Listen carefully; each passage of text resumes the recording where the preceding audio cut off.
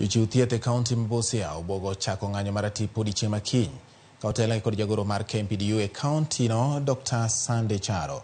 Gikone tend kaunti no osebedo ka wuondogi kendo miyogi geno maonge kinde ka kinde, kendo giseol kod miriambo gi singo ma ok chwe tim.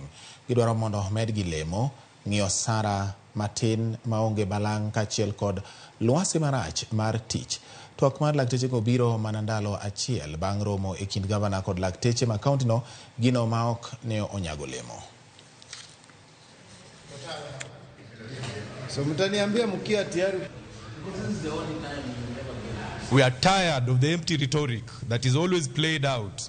We are tired of the empty promises that are being given to Mwananchi. But we are expressing our frustrations that we are not getting our salaries on time. We are not getting our promotions on time. And that is frustrating us and demoralizing us.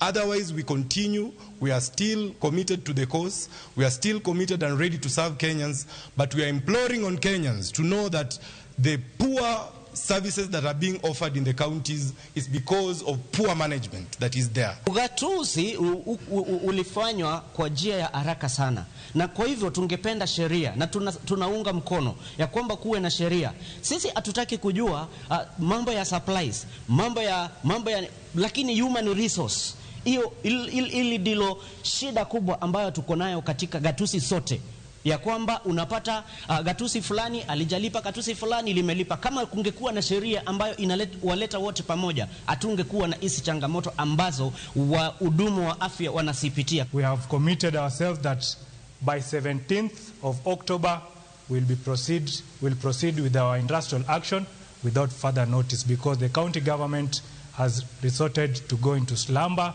and ignore the welfare of our members. Tulikuja katika ofisi tukiwa na changamoto sana ya hii health sector yetu, lakini mimi nataka kuhakikishia wananchi wa Busia kwamba tutapata suluhu.